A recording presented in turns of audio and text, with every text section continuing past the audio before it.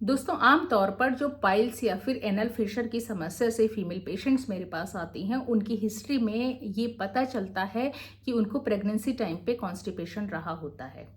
देखिए, प्रेगनेंसी के टाइम पे कॉन्स्टिपेशन या कब्ज ये बहुत आम चीज़ है, लेकिन उसके बाद में जो प्रॉब्लम उससे खड़ी होती हैं लॉन्ग रन में, जो हम प्रॉब्लम उसकी वजह से देखते हैं वो लाइफ लॉन्ग के लिए हो जाती हैं, ज़िंदगी भर के लिए वो प्रॉब्लम काफ़ी बार बनी रह जाती है।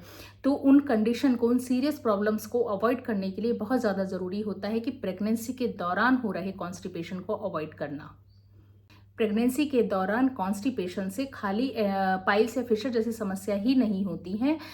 काफ़ी बार जो प्रेगनेंसी में एक कंडीशन होती है जिसको कि प्लासेंटा प्रीविया कहते हैं, जिसमें प्लासेंटा या खरियाई जिसको आम भाषा में कहा जाता है, वो काफ़ी बार लो लाइंग हो जाती है, बड़ी ही नीचे हो जाती है, नीचे आ जाती है, जिसकी वजह से ब्लीडिंग होने के चांसेस होते हैं। तो ऐसी कंडीशन को अवॉइड करने के लिए भी ये ध्यान दिया जाता है कि पेशेंट को कॉन्स्टिपेशन ना हो। फीमेल को कॉन्स्टिपेशन के कारण इस तरह की जो प्रॉब्लम खड़ी हो जाती है उससे बचे रहने के लिए ज़रूरी हो जाता है कि कॉन्स्टिपेशन से बचे रहना। और बहुत बार मैं देखती हूँ कि पेशेंट जो है लैक्सेटिव लेता रहता है, कंटिन्यूस लैक्सेटिव लेता रहता है, लेकिन उसके बाद में भी उसकी ये कंडीशन ठीक नहीं हो पाती है और बहुत बार उन मेडिसिन का इफ़ेक्ट होना भी ख़त्म हो जाता है। तो ऐसे में बहुत ज़्यादा ज़रूरी हो जाता है कि आप नेचुरल तरीके से ही कॉन्स्टिपेशन या कब्ज जैसी समस्या को कंट्रोल करें। देखिए, पहले तो आपका ये जानना ज़रूरी है कि कॉन्स्टिपेशन प्रेगनेंसी के दौरान इतना कॉमन होता क्यों है।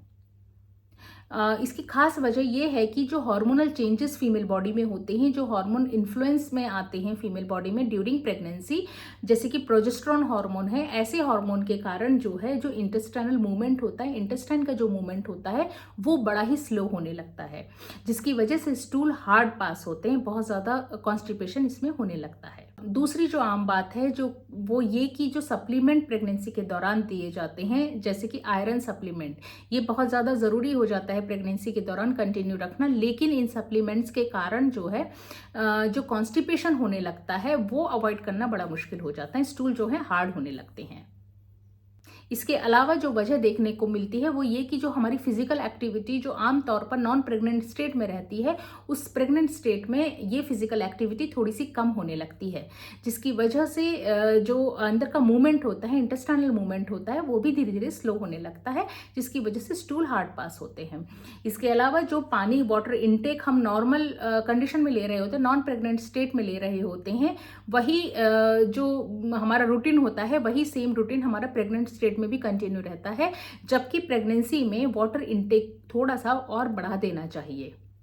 तो ऐसे में जो डिहाइड्रेशन जैसी कंडीशन हो जाती है तो उसकी वजह से भी जो स्टूल जो है हार्ड होते हैं या कॉन्स्टिपेशन हो जाता है। दोस्तों, इन सब से अलग मैं एज एन आयुर्वेदिक गायनेकोलॉजिस्ट आपसे एक बात ये शेयर करना चाहूँगी कि जो फीमेल पेशेंट्स मेरे पास अक्सर बिफोर प्रेगनेंसी ट्रीटमेंट ले रही होती है या इनफर्टिलिटी की समस्या से ट्रीटमेंट ले रही होती हैं, तो और इस बीच अगर वो कंसीव कर जाती हैं तो आम तौर पर उनमें कॉन्स्टिपेशन जैसी समस्या नहीं देखने को मिलती, या फिर एएनसी ट्रीटमेंट भी अगर वो ले रही होती है, Ayurvedic ANC treatment, antenatal care अगर वो प्योर आयुर्वेदिक ले रही होती हैं, तो कॉन्स्टिपेशन जैसी समस्या नहीं यहाँ होने पाती है। इसकी वजह जो मैं पाती हूँ वो ये है कि जो आयुर्वेदिक मेडिसिन होती हैं, आयुर्वेदिक ट्रीटमेंट होता है, वो आपके मेटाबॉलिज्म पे बेसिकली काम करती हैं, आपके सिस्टम पे काम करती हैं, या इससे अलग कोई भी सप्लीमेंट उन्हें दिया जाता है वो प्योरली आयुर्वेदिक होता है, या अन्य दूसरी मेडिसिन जो चलती हैं वो भी प्योरली आयुर्वेदिक होती हैं। तो ऐसे में कॉन्स्टिपेशन या अन्य कोई प्रॉब्लम या अन्य कोई कॉम्प्लिकेशन नहीं देखने को मिलता है, जिसकी वजह से आपका ओवरऑल सिस्टम मेंटेन रहता है और इस तरह की कोई भी डाइजेशन रिलेटेड प्रॉब्लम होने नहीं पाती। देखिए, आप डिसाइड कैसे करते हैं कि आपको कॉन्स्टिपेशन है।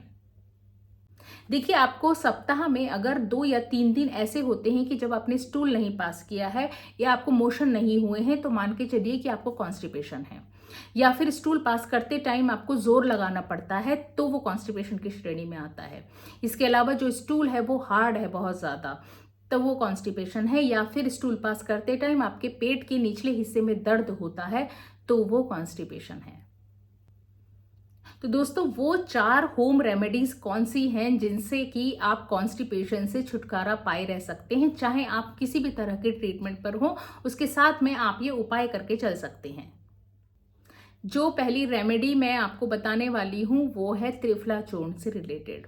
देखिए, प्रेगनेंसी के दौरान त्रिफला चूर्ण आयुर्वेदिक दृष्टि से कम मात्रा में लेने के लिए सजेशन दिया जाता है। आपको बहुत ज़्यादा त्रिफला चूर्ण का सेवन नहीं करना है प्रेगनेंसी में, इसीलिए मैं सिर्फ यहाँ पे त्रिफला चूर्ण की 1/4 स्पून ही सजेस्ट करूंगी।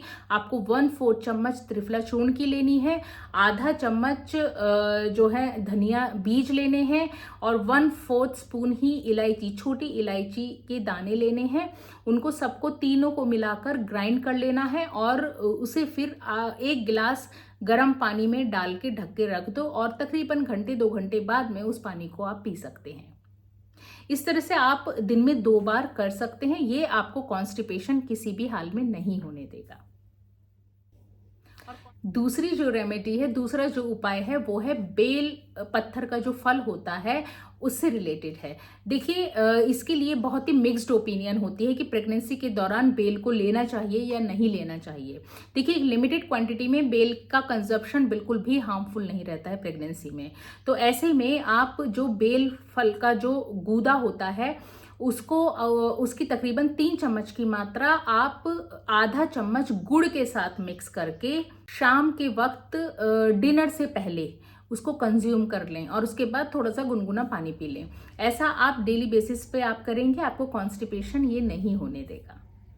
बेल लेने का बेस्ट टाइम होता है मार्च से लेके मई के महीने के बीच का, और चूंकि अब ये टाइम बेस्ट है, इस टाइम पे आप बेल का फल इजीली कंज्यूम कर सकते हैं। ये इजीली मार्केट में अवेलेबल भी हो जाता है। इसके साथ में ये बात जरूर ध्यान रखें कि जिन फीमेल्स को प्रेगनेंसी इंड्यूस्ड डायबिटीज है या फिर पहले से ही डायबिटीज की समस्या है, उनको इसका कंजप्शन नहीं करना है, उनको बेल का फल अवॉइड करना है पूरी तरह से। तीसरी जो रेमेडी है वो है घी से रिलेटेड, गाय के घी से रिलेटेड। जो फीमेल्स घी ले लेती हैं उनके लिए रेमेडी बेस्ट है, लेकिन जो नहीं ले पाती हैं वो ये अवॉइड कर सकती हैं। लेकिन इसके लिए आपको 1 कप गर्म दूध में 1 चम्मच घी डाल के मिक्स करके सोने से पहले इस दूध को ले लें। और अगर कॉन्स्टिपेशन बहुत ज़्यादा सीवियर है तो ऐसे में आप घी की मात्रा 1 से 2 चम्मच कर सकती हैं। अगर आपको लग रहा है कि आप घी नहीं ले पा रही हैं तो आप दूध की क्वांटिटी भी उसमें बढ़ा सकती हैं। 1 कप की जगह आप 1 गिलास दूध में 1 चम्मच घी मिक्स करके ले सकती हैं।